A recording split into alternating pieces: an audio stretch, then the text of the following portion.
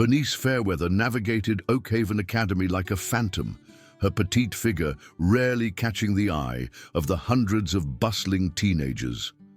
Barely topping 4'11", with a cascade of fiery red curls and oversized, perpetually askew spectacles, she'd perfected the art of becoming invisible. Baggy clothes concealed her slender frame, and she clutched the straps of her faded satchel like a lifeline in the treacherous social waters of secondary school. Unbeknownst to her peers, every Monday and Wednesday evening for almost a decade, Bernice vanished into Old Man Fitzwilliam's dojo across town, where she'd earned her indigo sash in Aikido. Her folks enrolled her after some neighborhood toughs stole her lunch money, but Bernice never mentioned her training at school. The timid girl who jumped at sudden noises was the very same person who could disarm an attacker in seconds and execute throws that would make professional wrestlers envious. Oakhaven Academy sprawled across 20 acres in rural Vermont, its weathered clapboard buildings and rambling fields lending it a quaint charm. The school boasted its award-winning debate team and impressive university placement statistics, but like all institutions, it had shadowy recesses beyond the administration's oversight. The rear bicycle racks, obscured by towering maple trees and creating pockets of privacy, had become a haven for those who tormented the defenseless. The unused music practice room, always unlocked and rarely visited, served as another preferred location for those who craved cruelty without witnesses. Bernice had been a student at Oakhaven for 4 years, ever since her family relocated to Vermont when her mother took a job in Burlington. She'd hoped a fresh start might offer a chance to reinvent herself, but within the first month, she'd inexplicably become a target. Perhaps it was her stammer when answering questions in class, or the way she ate her sandwiches alone while immersed in historical biographies, or simply that she looked like someone who wouldn't retaliate. Regardless, she became a lightning rod for students who derived pleasure from making others miserable. Chester Greenwood dominated the school's social scene with an assurance born from being 6'2", naturally charismatic, and blessed with a winning smile that fooled teachers into thinking he was a model student, despite all evidence to the contrary. His dark brown hair was always impeccably groomed, and he wore his vintage bomber jacket like a badge of honor, patches and pins proclaiming his status as captain of the lacrosse team and class treasurer. To most adults, Chester was the epitome of an all-American young man. To students like Bernice, he was something far more sinister. Accompanying Chester were his 2 closest cronies, Ignatius Black, a burly rugby player whose humor revolved around physical intimidation, and Percival Plum, whose barbed wit could reduce someone to tears with pinpoint accuracy. The trio had refined their routine over years, knowing exactly how far they could go without triggering serious repercussions. They were cunning bullies, which made them infinitely more dangerous than obvious thugs who eventually got suspended. The initial incident happened during Bernice's sophomore year, when she inadvertently spilled her drink on Chester while hurrying to history class. Her textbooks went scattering across the polished floor, and as she bent to gather them, Chester deliberately smeared mud from his boot onto her essay, grinding it into the fibers. "Watch it, Specky," he said with that disarming grin, while Percival quipped about how maybe she needed a seeing-eye dog. Ignatius accidentally kicked her lunchbox down the hallway, scattering its contents like confetti. The entire episode lasted less than a minute, but established the pattern that would define the next 3 years of Bernice's life. Initially, the incidents were infrequent and relatively harmless. A shove in the corridor that sent her reeling into the lockers, remarks about her attire or demeanor just loud enough for nearby students to overhear and chuckle. Her lunch, accidentally, ending up on the floor in the canteen, forcing her to clean up the mess while fighting back tears. Each incident was carefully calculated to be deniable, dismissible as an accident, or playful teasing if any adult inquired. Bernice's first reaction was exactly what they anticipated. She absorbed the humiliation silently, cleaned up their messes, and tried even harder to fade into the background. She convinced herself that resistance would only exacerbate the situation, that drawing attention would escalate matters beyond her control. More importantly, she had promised her parents when they enrolled her in martial arts that she would never use her training to inflict harm unless her life was in imminent danger. "Martial arts is about respect and composure," her mother had said. "It's not about winning fights, it's about avoiding them." Those words echoed in her mind every time Chester and his friends tested her limits, even as a part of her yearned to demonstrate exactly what she was capable of. Ms. Appleby, her art teacher, noticed occasional scratches on Bernice's hands and inquired if everything was okay at home. Mr. Hawthorne, the geography teacher, observed how Bernice flinched whenever students stood too close during group projects. But when pressed for details, Bernice always had plausible explanations. She was clumsy, she bruised easily, she just preferred her own company. The adults wanted to believe her because the alternative meant acknowledging something unpleasant happening under their noses, and intervention meant paperwork and awkward conversations with popular students' parents. Other students noticed too, but their reactions varied. Some felt genuine compassion for Bernice, but were too terrified of becoming targets themselves to intervene. Others found morbid entertainment in watching someone else absorb negative attention they might otherwise receive. A few seemed to derive comfort from knowing they weren't at the bottom of the social hierarchy. The bystander effect thrived in Oakhaven Academy's corridors, where everyone learned that the safest response to witnessing cruelty was to avert your gaze and quicken your pace. As junior year unfolded, the incidents intensified. Chester and his friends grew bolder, perhaps sensing that Bernice would never report them or retaliate. They began orchestrating their encounters for maximum humiliation. During the bustling lunch hour, Ignatius would accidentally knock into Bernice while she carried her plate, sending food flying and her fruit juice carton exploding across the floor. The entire canteen would turn to stare, some laughing, others cringing in second-hand embarrassment, while Bernice knelt to clean up the mess with paper napkins that disintegrated in puddles of juice and gravy. The unused music practice room became their preferred venue for verbal abuse. The acoustics amplified their laughter and taunts throughout the space, but the location was secluded enough that no teachers ever witnessed the encounters. They discovered that Bernice's route to fifth period biology took her through this area, and they began timing their movements to intersect with hers. Percival would make remarks about her appearance, her clothes, her family's apparent lack of wealth based on her thrift store coat and worn-out shoes. Ignatius would suggest improvements to her look, loudly wondering if she had ever considered cosmetic surgery or a different hairstyle, or perhaps just enrolling in another school altogether. Chester would play the reasonable one, occasionally telling his friends to take it easy while doing nothing to actually stop them. Throughout it all, Bernice persevered.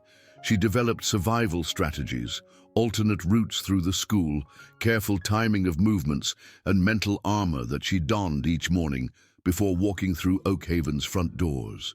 She threw herself into her studies, maintaining a 4.0 GPA that put her in contention for salutatorian, as if academic excellence could somehow shield her from social cruelty. Her teachers praised her dedication and work ethic, never suspecting that school had become an endurance test rather than a place of learning. At home, Bernice continued her martial arts training with renewed vigor. Old Man Fitzwilliam noticed her improved focus during practice sessions, the way she channeled her emotions into precise technique. He had been training students for over 40 years and recognized the signs of someone processing anger and frustration.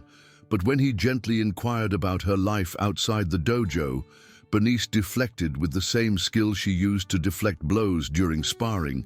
She was fine, school was fine, everything was fine.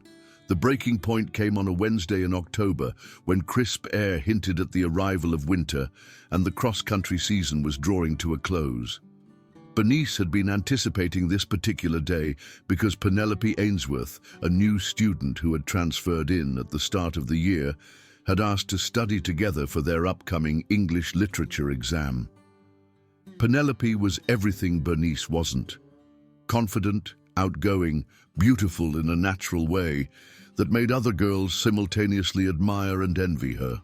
She had long blonde hair that shimmered in the sunlight and blue eyes that seemed to see everything. More importantly, Penelope had shown Bernice genuine kindness during their brief interactions, helping her carry her books without being asked and defending her when Percival made particularly cutting remarks within earshot. They had arranged to meet in the library during lunch, but Bernice first needed to retrieve her English textbook from her locker. She was mentally reviewing Shakespearean sonnets as she worked her combination, completely absorbed in thoughts of iambic pentameter and rhyming couplets. She didn't notice Chester, Ignatius, and Percival approaching until it was too late to escape. "Well, well, what have we here?" Chester's voice carried that particular tone that made Bernice's stomach clench with dread. "I heard a rumor that our little bookworm has been making friends." Bernice clutched her English textbook against her chest and tried to edge around them, but Ignatius moved to block her path. The hallway was almost deserted since lunch had already begun, which meant fewer witnesses but also less chance of teacher intervention. "I heard you're tutoring the new girl," Percival added with a smirk. "Penelope, what's her name? Pretty girl. Way out of your league, don't you think?"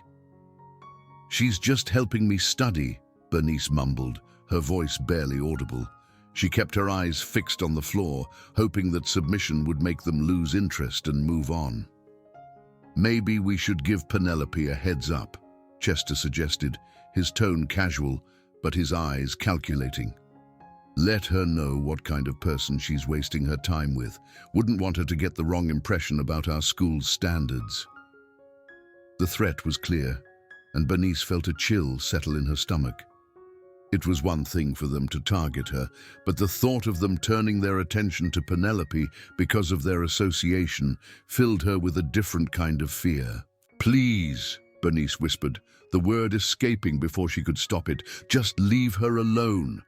"Oh, now she's begging," Percival said with delight. "This is even better than I thought. She's got a little crush." The bell signaling the end of lunch period rang, and students began trickling back into the hallways. Bernice thought she was safe, that they would disperse to their respective classes and leave her alone. But as Penelope appeared at the end of the hallway, walking toward them with her English anthology in hand and a friendly smile on her face, Bernice realized the situation was about to get much worse. "Penelope!" Percival called out cheerfully, waving her over. "Perfect timing. We were just talking about you."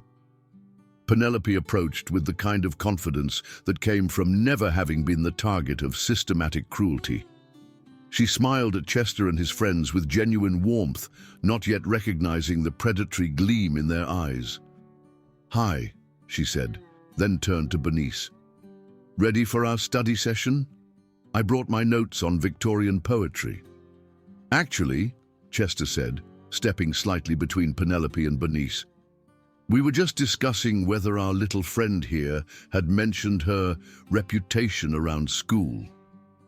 "That's not true," Penelope said firmly, when Ignatius jumped in with comments about Bernice being the school's charity case. "Bernice is really bright, and she's been nothing but kind to me since I got here." "Bright, sure," Percival agreed with mock sincerity. "But bright doesn't make up for everything else, you know. The way she dresses, the way she acts all weird and antisocial. Most people think she's kind of odd, actually." The warning was subtle, but unmistakable. Associate with Bernice and risk becoming a target yourself. It was the same calculation that dozens of other students had made over the years, and Bernice watched Penelope's face as she processed the social mathematics of high school survival. "Besides," Ignatius added, reaching out suddenly and snatching Bernice's glasses right off her face, "maybe Specky here could learn something from your sense of style. These are much nicer frames." Penelope blinked in sudden nearsightedness, reaching instinctively for her glasses. "Hey, give those back." But Ignatius was already tossing them to Percival, who caught them with a grin. "Let's see how they look on our friend here," he said, moving toward Bernice. "Stop it," Penelope said, more firmly now. "Give me my glasses back right now." "Or what?" Percival asked, holding the glasses just out of Bernice's reach as she stood frozen between them. "You'll report us." "For what? Playing keep away?" Bernice could see Penelope squinting, trying to focus on what was happening around her. Without her glasses, Penelope's confident posture had shifted to something more uncertain, more vulnerable. "Come on, Specky," Ignatius taunted, holding the glasses higher. "Jump for them. Show your new friend how athletic you are." "Please," Bernice said again, hating herself for begging but seeing no other option. "Just give them back." "Say please like you mean it," Percival demanded. "Get on your knees and beg properly." The hallway was filling up with students now as the next class period approached. Some hurried past with their eyes averted, while others slowed down to watch the spectacle. "This is ridiculous," Penelope said, her voice stronger now despite her obvious disadvantage.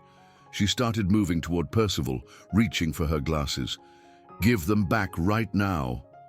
"Whoa there," Chester said, stepping in front of Penelope and placing his hands on her shoulders to stop her progress. The touch was brief and could easily be explained as trying to prevent a collision, but Bernice saw Penelope flinch slightly at the unexpected contact. That flinch was what did it. In that moment, Bernice saw her own future reflected in Penelope's face. She saw the gradual erosion of confidence, the careful calculations about which hallways to avoid, the slow transformation from outgoing newcomer to cautious victim. She saw Penelope learning to make herself smaller, quieter, more invisible, all to avoid the attention of boys who found pleasure in others' fear. Something crystallized in Bernice's mind with perfect clarity. She had spent years telling herself that her martial arts training was for discipline and self-control, that violence was never the answer, that rising above their level was the moral choice. But watching Chester's hands on Penelope's shoulders, seeing the calculating look in Percival's eyes as he held the glasses just out of reach, she realized that her inaction wasn't noble, it was complicity. By refusing to defend herself, she had enabled them to perfect their techniques on her before turning them on someone else. The hallway noise seemed to fade into background static as Bernice made her decision. Old man Fitzwilliam had taught her that martial arts was about protecting yourself and others from harm. He had also taught her that sometimes the most disciplined response was the one that stopped a threat before it could escalate. "Give her the glasses back," Bernice said, her voice carrying a new quality that made Percival look at her with surprise. "Excuse me?" Percival laughed. "Did the mouse just squeak?" "I said give her the glasses back," Bernice repeated, stepping forward. Her posture had changed subtly, her weight shifting onto the balls of her feet in a stance that looked casual, but would allow for explosive movement in any direction.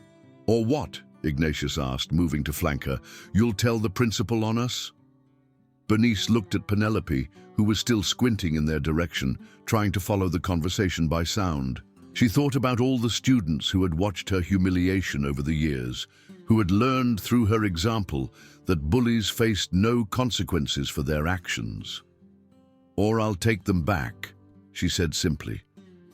The words hung in the air for a moment, and Bernice could see the exact instant when Chester, Ignatius, and Percival realized that something fundamental had shifted.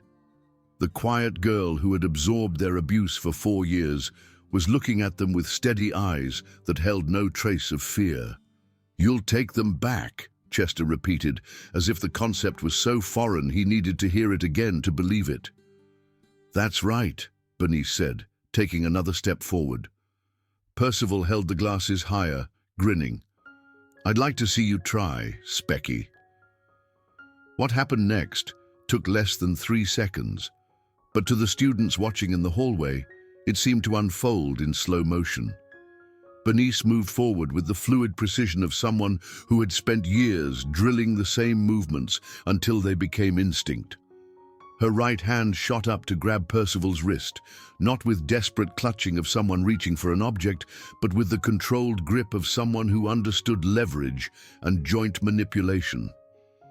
Percival's confident grin faltered as he felt the pressure on his wrist, a specific kind of discomfort that indicated his opponent knew exactly which nerves to target. Before he could react, Bernice's left hand captured the glasses while her right hand applied just enough pressure to make him release them reflexively. What the hell? Ignatius started forward, but stopped when Bernice turned to face him. She handed the glasses to Penelope with careful gentleness, her movement so smooth it looked choreographed. "Are you okay?" she asked, her voice soft with genuine concern. Penelope slipped her glasses back on and blinked as the world came back into focus. When she looked at Bernice, her expression held surprise, gratitude, and something that might have been admiration. "I'm fine," Penelope said. "Thank you." The simple exchange seemed to enrage Percival, who was rubbing his wrist and staring at Bernice with newfound hostility. "You think you're tough now? You think grabbing someone's wrist makes you some kind of badass?" "I think taking someone's glasses makes you a bully," Bernice replied calmly. "And I think it stops now." "It stops when we say it stops," Chester said, his voice carrying an edge that hadn't been there before. "Actually," Bernice said, meeting his gaze directly for what felt like the first time in years, "it stops now." The hallway had grown quieter as more students stopped to watch. Some had their phones out, sensing that whatever was happening might be worth recording. "You know what your problem is," Chester said, stepping closer to Bernice. "You don't understand your place here. You don't understand how things work." "I understand perfectly," Bernice replied. "You pick on people you think won't fight back, and when someone finally does, you can't handle it." Ignatius moved to Bernice's left, while Percival circled to her right, and she recognized the formation immediately. It was the same triangular positioning that predators use to isolate and intimidate prey, designed to make the target feel surrounded and overwhelmed. 4 years ago, it would have worked, but the person standing in this hallway was not the same girl who had first cowered under their attention. "Last chance," Chester said, his voice carrying the kind of false reasonableness that bullies used before escalating to violence. "Apologize for putting your hands on Percival, and we'll forget this whole thing happened." Bernice glanced around at the students watching from what they thought was a safe distance. She saw the mixture of anticipation and fear on their faces, the way they held their phones, ready to capture whatever happened next. "No," she said simply. Percival made the first move, lunging forward with the kind of wild swing that came from anger rather than training. To someone who had spent years practicing defensive techniques, his approach was telegraphed and clumsy.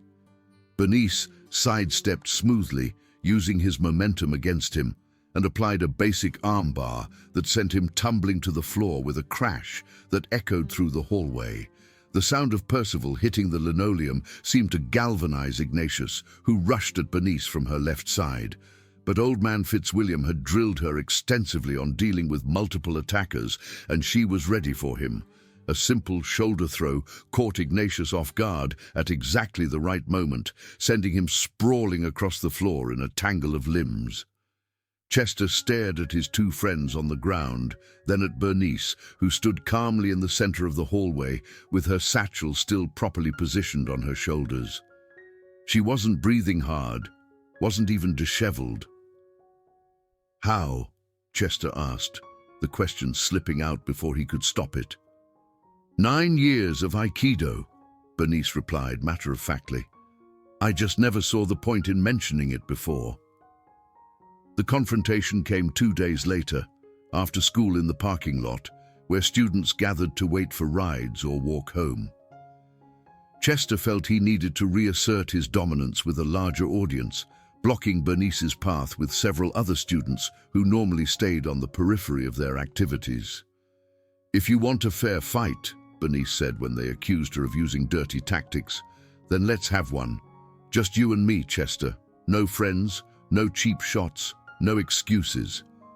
The crowd stirred with excitement. Someone shouted, "Fight!" and others took up the chant. Chester looked around at the faces surrounding them, recognizing that he was trapped by his own image.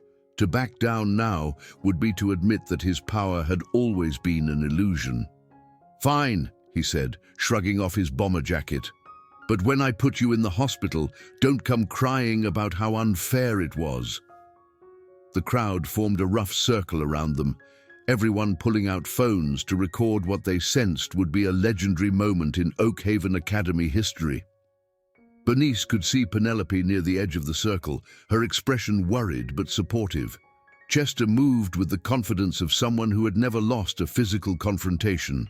His first punch was a powerful left hook aimed at Bernice's jaw, the kind of haymaker that would have ended most fights before they really began. But Bernice wasn't most people. She had spent years training against opponents larger and stronger than herself, learning to use speed and technique to overcome physical disadvantages. She slipped Chester's punch with a subtle movement of her head, letting his fist whistle past her ear close enough to feel the wind of its passage. The miss threw Chester off balance, and Bernice took advantage of his momentary vulnerability to land a precise strike to his sternum. It wasn't a devastating blow, but it was enough to double him over and force him to step back, gasping for air. Bernice moved like water, flowing around his attacks with an economy of motion that made her look almost lazy compared to his increasingly frantic efforts. Every few seconds she would dart in with a quick strike of her own, a palm strike to his ribs, a kick to his thigh, a precise punch to his shoulder that temporarily numbed his arm. While Chester grew more winded and desperate with each exchange, Bernice remained calm and controlled, barely breathing hard despite the intense physical activity. "Stand still and fight!" Chester shouted in frustration, launching himself at her in a tackle that might have worked against an untrained opponent. Bernice sidestepped smoothly and used his momentum to help him crash into the brick wall that bordered the parking lot. The dull thud of his impact silenced the crowd momentarily, and when Chester turned around, there was blood trickling from a cut on his forehead where he had hit the wall. "I am fighting," Bernice replied calmly. "This is what real fighting looks like." What followed was a demonstration rather than a fight. Bernice moved with the fluid precision of someone who had spent thousands of hours perfecting her craft, while Chester flailed with the desperate energy of someone watching his reputation crumble in real time. She controlled the distance between them effortlessly, staying just out of range of his attacks while landing her own strikes with surgical precision. The end came when Chester, driven by desperation and wounded pride, picked up a discarded bottle from the parking lot and swung it at Bernice's head. It was a dangerous escalation that crossed the line from schoolyard fight into potential assault with a deadly weapon. Bernice ducked under the projectile and closed the distance between them in 2 quick steps. Her response was swift and decisive. A spinning heel kick that caught Chester squarely in the chest and sent him flying backward to land hard on the asphalt. This time, he didn't get up immediately. The parking lot was completely silent now, except for the sound of Chester's labored breathing. He lay on his back, staring up at the sky, while Bernice stood over him with her fists still raised in a defensive position. "Stay down," she said quietly, but her voice carried clearly in the stillness. For a moment, it looked like the fight was over. Chester appeared to be finished, his chest heaving as he struggled to catch his breath. The crowd waited to see if Bernice would press her advantage, if she would deliver the kind of brutal finishing move that would cement her victory and his humiliation. But as Chester struggled to sit up, as she saw the genuine fear in his eyes for the first time, Bernice made a different choice. Instead of striking again, she stepped back and lowered her hands. "It's over," she said, addressing not just Chester, but the entire crowd that had gathered to watch. "We're done here." 3 weeks after the parking lot incident, Bernice was surprised to find Chester waiting by her locker after school. He stood at a respectful distance, his hands shoved deep in his pockets, and his usual confidence replaced by something that looked uncomfortably like humility. "I wanted to apologize," Chester said, the words coming out in a rush. "For everything. For the past 4 years, for what we did to you, for being a bully. I don't really have an excuse for it. I just thought it was funny, I guess. I thought it made me look cool or tough or whatever." He shook his head. "I never really thought about how it affected you." "What changed?" Bernice asked. Chester was quiet for a long moment, staring at the floor. "Watching that video, seeing myself get beat up by someone half my size, seeing how pathetic I looked, but also seeing how you could have kept going and chose not to. You could have really hurt me when I was down, but you didn't." "Violence should never be the first choice," Bernice said. "But sometimes it's the only language bullies understand." "I understand now," Chester said. "And I'm sorry. Really sorry. I know it doesn't undo anything, but I wanted you to know." Bernice studied his face for a moment longer, then nodded. "Apology accepted. But it's not just about me, Chester. It's about everyone you and your friends have targeted over the years, and it's about making sure it doesn't happen again." "It won't," Chester said quickly. "As far as I'm concerned, that whole thing is over, done." As Chester walked away, Bernice reflected on how strange it felt to have closure after so long. The boy who had made her life miserable for 4 years had just apologized with what seemed like genuine remorse. Penelope appeared at her elbow, having waited at a discreet distance during the conversation. "How does it feel?" she asked. "Different than I thought it would," Bernice admitted. "I spent so long being angry at him, and now I mostly just feel sorry for him." "Think about it," Bernice said as they walked toward the exit together. "He spent 4 years thinking his value came from making other people feel small. What kind of person must you be to find entertainment in someone else's pain?" As they stepped out into the afternoon sunshine, Bernice felt a sense of peace that had been missing from her life for longer than she cared to remember. The school that had once felt like a prison now felt like just a building where she happened to spend her days learning things that would help her build the future she wanted. Looking back at Oakhaven Academy as they walked away, Bernice thought about all the students still inside those walls who were fighting their own battles against bullies and indifference. She hoped that her story would reach some of them, would show them that powerlessness was often a choice, and that sometimes the most important fight was the one you finally decided to have. She had learned that standing up for yourself didn't make you a bully in return, as long as you remembered to extend your hand to help others up, rather than using your strength to keep them down. The difference between a victim and a survivor, she realized, was sometimes just the willingness to say no and mean it, regardless of the consequences. And sometimes, if you were very lucky, standing up for yourself showed others that they could stand up too, creating ripples of courage that spread far beyond your own small corner of the world.